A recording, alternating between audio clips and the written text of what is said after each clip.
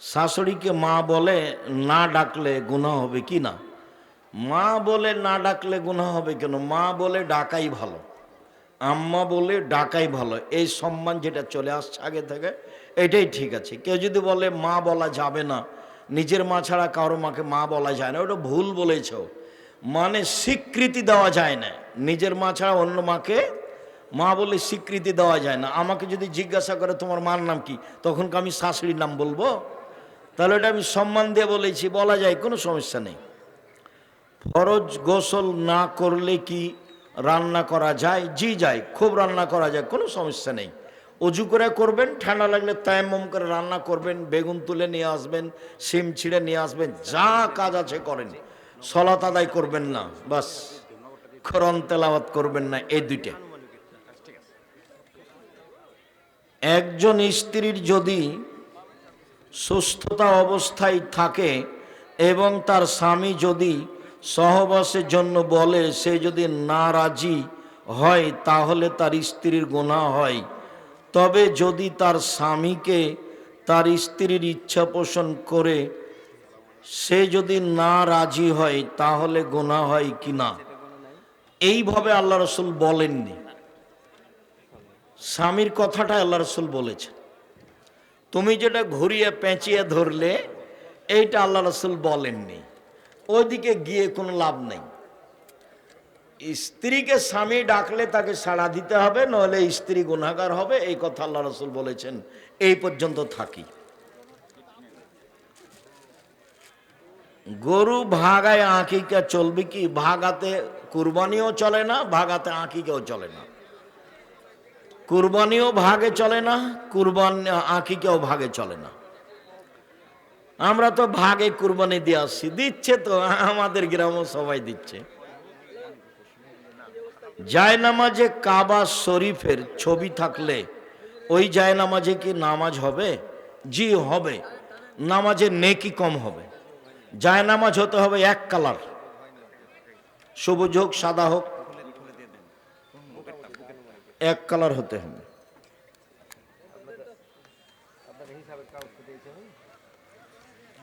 অজু ছাড়া কোরআন পড়া যাবে কি না?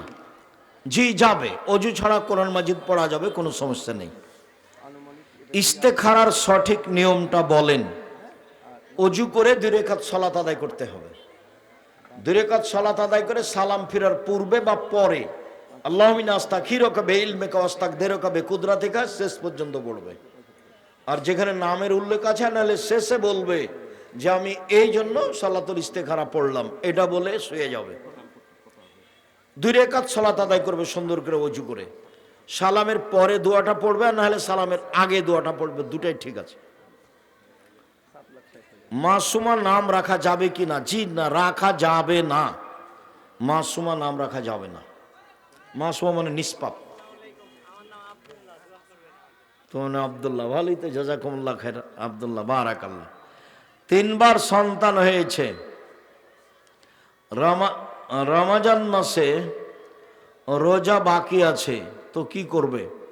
বাচ্চা হলে প্রতিদিন একজন ফকির মিসকিনকে খাওয়িয়ে দিবেন, বাস যথেষ্ট। যদি করতে না পারেন তাহলে প্রতিদিন একজনকে খাওয়িয়ে দিবেন, তাহলে হয়ে যাবে। আর যদি নিজে করতে পারবো মনে করবেন তাহলে পরে করিয়েন, না পারলে প্রতিদিন খাওয়িয়ে দিবেন। কাজা নামাজ কিভাবে পড়তে হয়? অজু করে পড়বেন। জোহরেরটা 4, আসরেরটা 4, মাগরিবেরটা 3। বেশি কাজা হয়ে গেলে পড়া হবে না, মানে হিসাব নাই, আল্লাহ মাফ করো। মাসিক অবস্থায় কোরআন স্পর্শ করা যাবে কি? যাবে। আয়েশা রাদিয়াল্লাহু তাআলা হজ করতে গিয়ে কাঁদছেন। কেন কাঁদছো তুমি? আরে আপনারা তো উমরার হজ নিয়ে যাবেন, আমি তো ঋতুবতী, আমি কি করব? শোনো শোনো, তপ করো না, বাকি হাজিরা যা করছে তাই করো। তা হাজিরা কোরআন পড়ছে, তুমিও পড়ো। হাই অবস্থায় কোরআন ধরে পড়া যায়, কোনো সমস্যা নেই। পারবে না 2টা কাজ করতে, একটা সালাত আদায় করতে পারবে না, আর হজ করতে গেলে, উমরা করতে গেলে তওয়াফ করতে পারবে না। অজান্তে করা শিরক এর গুনাহ কি মাফ হবে? অজান্তে করার জন্য একটা দোয়া আছে, যে বিষয়ে আমার জ্ঞান নেই সেটা তুমি মাফ করো, এভাবে দুয়ার বই দোয়াটা দেওয়া আছে। গাছের মেহেদি বানিয়ে পায়ে দেওয়া যাবে কি? একবারে জরুরি। মেহেদি হাতে দিবে মহিলারা, পায়ে দিবে, পায়ে দিবে, হাতে দিবে জরুরিভাবে। রাসূল দাড়িতে দিয়েছেন, আমরা দিতে পাবো না তো? আল্লাহ রাসূল তো বলেছেন মহিলারা হায়েজ হয়ে যখন পবিত্র হবে তখন লজ্জা স্থানে আতর ব্যবহার করে। তো নবী তো আতর দাড়িতে দিয়েছেন, তাহলে বোকামি কথা। দাড়িতে দেওয়া সুন্নাত। হাইজ থেকে পবিত্র হলে লজ্জা স্থানে আতর ব্যবহার করা সুন্নাত।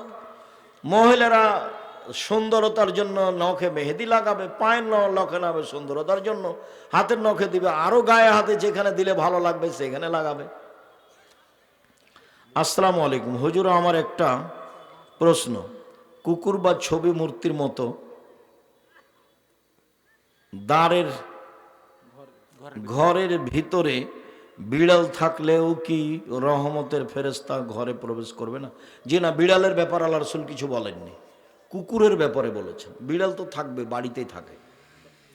আসসালামু আলাইকুম শেখ, আমরা গ্রামের মানুষ, বাড়িতে টিউবওয়েলেই অনেক সময় দাঁড়িয়ে এক হাত দিয়ে চাপও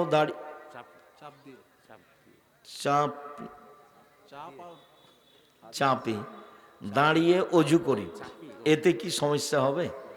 হ্যাঁ, কোনো সমস্যা নেই। দাঁড়িয়ে উজু করেন এক হাত দিয়ে চেপে, ওই সিরিয়াল ধোয়া জন্য সিরিয়াল থাকে, দাঁড়িয়ে উজু করাতে কোনো সমস্যা নেই। আসসালামু আলাইকুম প্রিয় ওস্তাদ, আল্লাহর জন্য আপনাকে ভালোবাসি। জনৈক বক্তা বলেন হাত তুলে দোয়াতে যে আল্লাহ আমাদের সবটুকু নবী করিম সাল্লাল্লাহু আলাইহি সাল্লামের রওজা মোবারকে পৌঁছিয়ে দাও। এটা কতটুকু সত্য? একেবারেই মিথ্যে, ডাহা মিথ্যে। রওজা মুবারকে আমার সব পৌঁছে দেওয়ার কোনো দরকার আছে? রাসূলের সওয়াবের অভাব হয়েছে? আমি নিজে বিপদে পড়ে আছি, আমি একেবারেই বোকামি কথা। রাসূলের জন্য দুরূদ পড়তে হবে। রাসূলের জন্য কি পড়তে হবে? দুরূদ পড়তে হবে। আর আজানের পরে ওই দোয়া পড়তে পারলে আমরা বাহাজি দাওয়াতি তাম্মা। আসসালামু আলাইকুম। আর কিছু দিয়েন না। প্রিয় শায়েখ, নামাজ রোজার মতো পর্দা করা কি ফরজ? জি, পর্দা ফরজ, ফরজে আইন, ফরজ, একবারই জরুরি।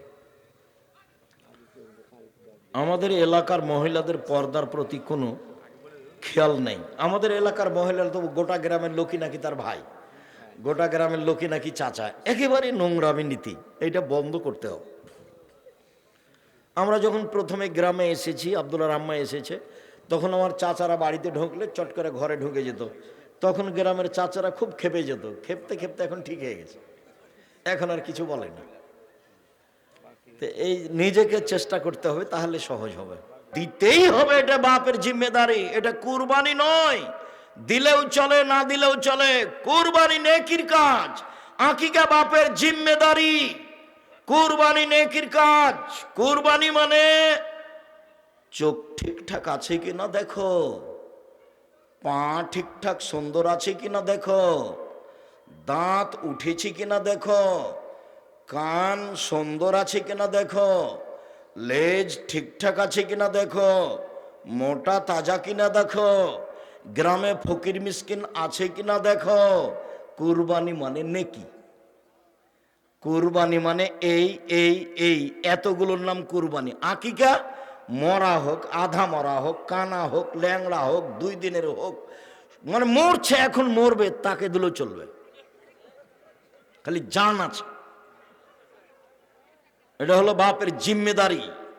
সপ্তম দিনের দিন দিতেই হবে, কর্য করে দিতে হবে, প্রয়োজনে ভিক্ষা করে দিতে হবে। এটা হলো উপার্জনের সবচেয়ে নিম্ন পর্যায়ের স্তর, সবচেয়ে সুন্দর স্তর ব্যবসা। তারপরেরটা জমি চাষ, তারপরেরটা চাকরি, তারপরেরটা দিনমজুরি, আর শেষে আছে ভিক্ষা। আসছে এক পর্যায়ে ছেলে মেয়েকে ভিক্ষা করে পড়াতে হবে। আসছে, দেখেন, আপনাকে আমি প্রমাণ দেখিয়ে ছাড়ব। শুনুন সম্মানিত দিনী ভাই বোন, ছেলে মেয়েকে শিষ্টাচার শিখাতে হবে।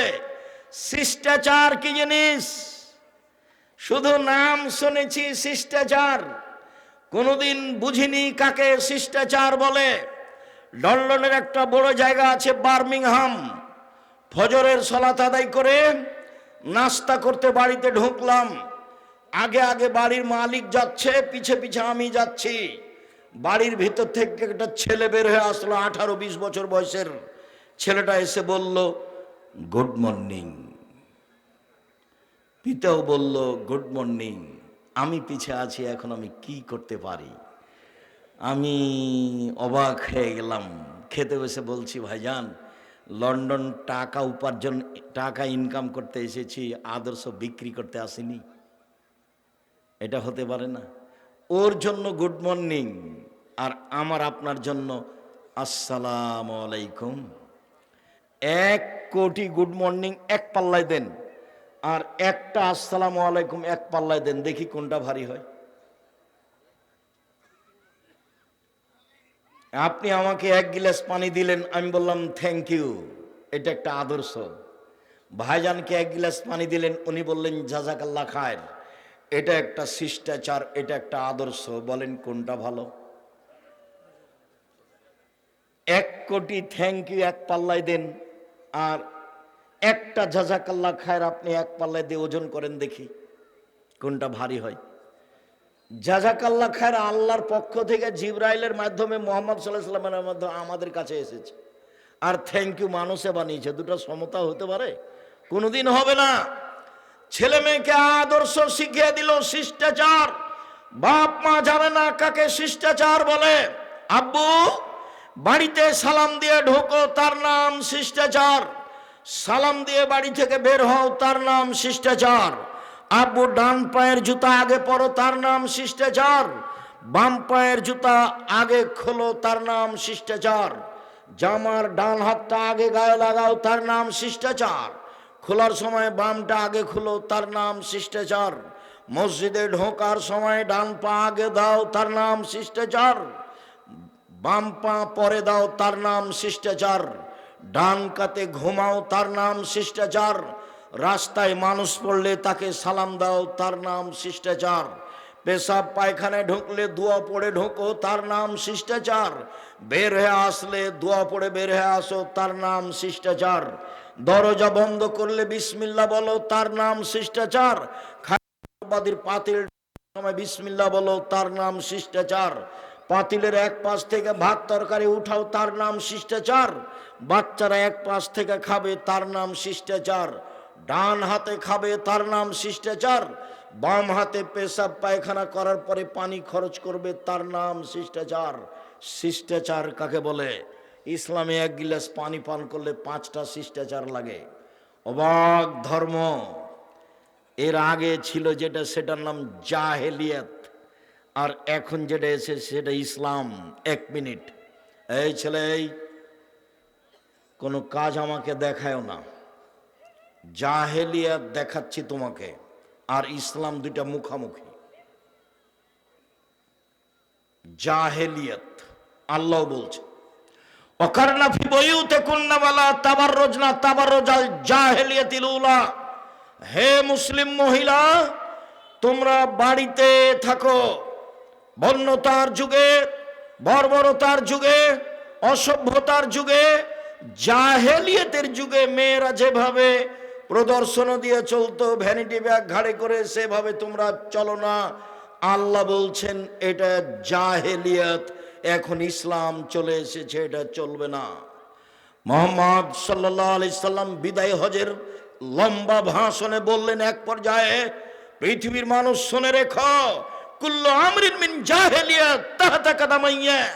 জাহেলিয়াতের যুগের যত নিয়ম কানুন ছিল, জাহেলিয়াতের যুগের যত কৃষ্টি কালচার ছিল, জাহেলিয়াতের যুগের যত আদব কায়দা ছিল, সব আমি মুহাম্মদ সাল্লাল্লাহু আলাইহি ওয়াসাল্লাম আর 2 পায়ের নিচে রেখে দিলাম। জাহেলিয়াতের যুগের কোনো কৃষ্টি কালচার, শিষ্টাচার চলবে না। শুনে রাখো জনগণ, আর রেবা মিন আমরিল জাহেলিয়া, সুদ হচ্ছে জাহেলি প্রথা। আমি সুদ, জাহেলি প্রথাকে পায়ের নিচে রেখে দিলাম। সর্বপ্রথমে সুদ মওকুফ ঘোষণা করলাম আমার চাচার। আমার চাচা জনগণের কাছে হাজারো লাখ কোটি টাকা সুদের পায়। আমি ভাতিজা হিসাবে আমার চাচার সব সুদ মওকুফ করে দিলাম। নিজের বংশ থেকে সুদ বন্ধ করলাম, এটা হলো জাহেলি প্রথা। ভাতিজা যদি কোনো ভালো কাজে চাচার জমি জায়গার উপরে কোনো ক্ষমতা দেখায়, তাহলে চাচা যেন কিছু না বলে। মোহাম্মদ সাল্লাল্লাহু আলাইহি সাল্লামের তো বাপ মা নেই, মোহাম্মদ সাল্লাল্লাহু আলাইহি সাল্লামের তো নিজস্ব টাকা পয়সা নেই, উনি তো কোনো সুদের লেনদেন করেননি। সুদ তো জাহেলিয়াত। আপনাকে আমি বলতে চাচ্ছি যে ইসলাম এসেছে, জাহেলিয়াত চলে গেছে, আবার ইসলাম পিছে হটতে থাকবে আর জাহেলিয়াত আসতে থাকবে। সব মানুষ জাহেলিয়াতের মধ্যে আটকা পড়ে যাবে। থ্যাংক ইউ জাহেলিয়াত, গুড মর্নিং জাহেলিয়াত, ta-ta bye bye, ta-ta bye bye. জাহেলিয়াত 1 পৃষ্ঠা 10টা নাম। জাহেলিয়াত চলাফেরা যেভাবে খাচ্ছেন, পিচ্ছেন, উঠছেন, সব কর্মকাণ্ড, খাতা কলম, অফিস আদালত, কোর্ট কাচারি, সব জাহেলিয়াতের নীতিতে চলছে, ইহুদি খ্রিস্টানদের নীতিতে চলছে। এক সময় ইসলাম এসেছিল, ধীরে ধীরে ইসলাম বিদায় নিচ্ছে, জাহেলিয়াত ছড়িয়ে পড়ছে। আপনি যে কি বলতে চাচ্ছেন, আমি আপনার কথাকে কোনোদিন সামনে নিয়ে আসিনি। কোরআন হাদিস আপনি ভুল বুঝেছেন। উপস্থিত বৈঠকের দিনই মুসলিম বোন, আমি আপনার অনীহার কথা জানি, আব্দুর রাজ্জাক সাহেবের কথা আপনাকে তিতা লাগে এ কথা আমি জানি। আমি আব্দুর রাজ্জাক বিন ইউসুফ চাঁপাইনবাবগঞ্জের মানুষ, আমি আপনার বাড়ির মানুষ, আপনাকে আমি নিজের মতো করে দেখি। আমি আপনার পাশে থেকে ইসলাম ধর্ম জানাতে চাই, বুঝাতে চাই। আমি সব জানি এ কথা নয়, তবে আমি ইসলাম ধর্ম চর্চা করি এ কথা ঠিক। আমি 97 সাল থেকে ফতোয়া লিখি, 2016 সাল থেকে ফতোয়া বোর্ড পরিচালনা করি। আমার সামনে বড় বড় বিদ্বান বসে থাকেন যারা দেশ বিদেশ থেকে এসেছে। এইভাবে আমি ফতোয়া বোর্ড পরিচালনা করি। আমি শরীয়ত বুঝি। আপনার বিদ্যা বেশি এ কথা ঠিক, তবে আমার চর্চা ভালো আছে এ কথাও ঠিক। আমি চর্চা দিয়ে আপনার বিদ্যাকে ঠেকিয়ে দিতে পারি। আপনি যেভাবে শরীয়ত বুঝেছেন সেভাবে শরীয়ত নয়। আপনি ভুল বুঝেছেন, আপনি ভুল বুঝেছেন, আপনি ভুল বুঝেছেন। আপনার স্ত্রী মহিলা বৈঠক করে বেড়াই আর বলে, বুবু বিসমিল্লাহ বললে বুবু এত নেকি হবে। বলে, বুবু নামাজে যখন দাঁড়াবা বুবু তখন 2 পায়ের গোড়ালি জমা করিও বুবু, নইলে লজ্জা স্থানের যোগাযোগ বুবু মাটির সাথে হবে, মাটি অভিশাপ করবে। বুবুর সব কথাই নাকি বুখারিতে আছে। বুবু যখন সিজদায় যাবা বুবু, হাতি যেমন মাটিতে পড়ে যায় সেভাবে পড়ে গিয়ে একবার বুককে উরুর সাথে লাগিয়ে আঁটো সাঁটো হয়ে সিজদা করিও বুবু। বুবুর সব কথাই নাকি বুখারিতে আছে। বুবুর কথা আমার তদন্তে 70% মিথ্যা আছে। বুবুর কথা ফাজাইলে আমলের মতো। বুবুর কথা কেমন? ফাজাইলে আমলের মতো। ফাজাইলে আমল। আদম আলাইহিস সালাম 60,000 বার হজ করতে গেছেন ভারত থেকে। ভাইজান 60,000 বার, তাহলে 60,000 বছর বয়স হতে হবে না ভাইজান? একটা মানুষ যদি 60,000 বার হজ করতে যায় তাহলে বয়স 60,000 বছর হতে হবে না? হজ তো বছরে একবার। তখন আমি এই মুফাসসিরের বক্তব্যকে আর ওই মহিলা বৈঠকের বুবুর ওই তাফসির মাহফিলকে, ওই বৈঠককে আমি বলেছি এগুলো হচ্ছে পুথির গানের মতো। পুথির গান মানে 6 মাসের রাস্তা মর্দ 6 দিনে গেল, ঘোড়ায় চড়িয়া মর্দ হাঁটিয়া চলিল, এলো পুথির গান। ফাতেমা কান দিয়া কয় আজ বুঝি হোসাইন কারবালাতে শহীদ হয়। ফাতেমা কান দিয়া কয় আজ বুঝি হোসাইন কারবালাতে শহীদ হয়। যেদিন হোসাইন কারবালার মাঠে ইরাকের মাটিতে শহীদ হন তার 49 বছর আগে ফাতেমা মারা গেছে। কতদিন আগে? 49 বছর আগে। কিভাবে ফাতেমা কেঁদে বলতে পারেন? আমার চাচাতো চাচা আমাদের গলিতে এই পুথির বই পড়তো। কি কথা আছে যে গনিয়া দেখে 40 মানুষ মরে কাতারে কাতার, লাখো লাখ কাতারে কাতার, গুনিয়া দেখে 40,000, মানে মরলো লাখ লাখ, কাতারে কাতার গুনিয়া দেখছে 40,000, মানে সবই মিথ্যা কথা। ঠিক এইরকমই আপনি আমার দিনী বোন, আমি আব্দুর রাজ্জাক বিন ইউসুফ চাঁপাইনবাবগঞ্জের মানুষ। আমি দিন ধর্ম নিয়ে চর্চা করি। আল্লাহ আমাকে এই বিষয়ে একটা ভালো স্থানে রেখেছেন। দেশের সবচেয়ে বড় প্রতিষ্ঠান পরিচালনা করি আলহামদুলিল্লাহ। জামিয়া সালাফিয়া দেশের সবচেয়ে বড় প্রতিষ্ঠান, আয়তনে, ছাত্র সংখ্যায়, শিক্ষক সংখ্যায়।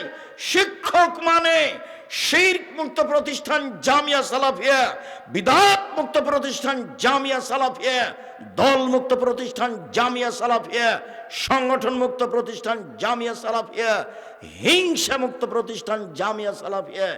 100 জন শিক্ষক এক জায়গাতে বসলে একজন আরেকজনের বিরুদ্ধে মুখ খুলতে পারবে না, মুখ খোলাই নিষেধ। কেউ কাউকে বলতে পারবে না আমার সাথে আসেন। দল সংগঠনের কথা মুখ দিয়ে বের করা নিষেধ। ছাত্র শিক্ষক সবাই একই, একমাত্র জেহেনটা খালি করে, মস্তিষ্ক খালি করে আল্লাহকে সন্তুষ্ট করার জন্য মাঠে থাকতে হবে, ইবাদতে থাকতে হবে। আব্দুর রাজ্জাক সাহেবকে শ্রদ্ধা করি, কোরআন হাদিসের কথা বলে, সেই জন্য। একদিন দেখছি বাম হাতে পানি খাচ্ছে, তখনও কি শ্রদ্ধা করব? জি না, এটা অসম্ভব হতে পারে না। আর আব্দুর রাজ্জাক সাহেবকে সম্মান করি, অনুসরণ করি না।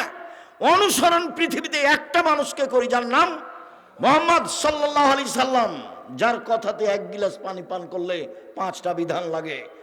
1 ডান হাত, 2 বিসমিল্লাহ, 3 বসে, 4 3 শ্বাসে, 5 পান শেষে আলহামদুলিল্লাহ। 1 গ্লাস পানি পান করলে 5টা শিষ্টাচার লাগে।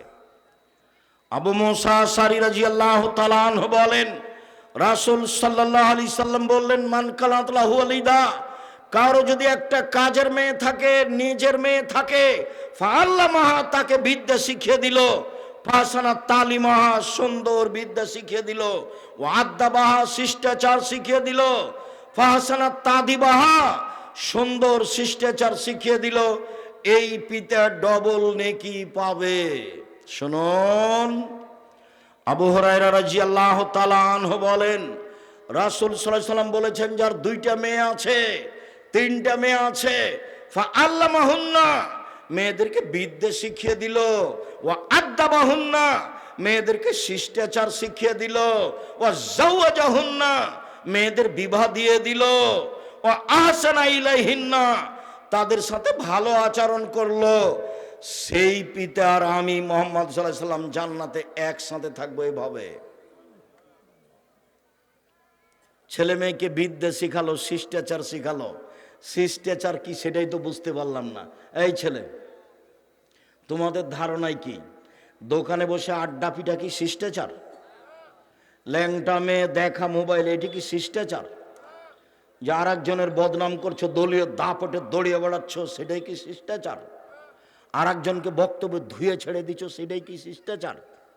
কে কোন পাপ করেছে 40 বছর আগে, এখন সেগুলো মানুষের সামনে বলছো, সেটাই কি শিষ্টাচার? দুঃখিত। সাংবাদিক প্রতিষ্ঠানে গেছে কিছুদিন আগে, তো আমাকে কিছু জিজ্ঞাসা করছে।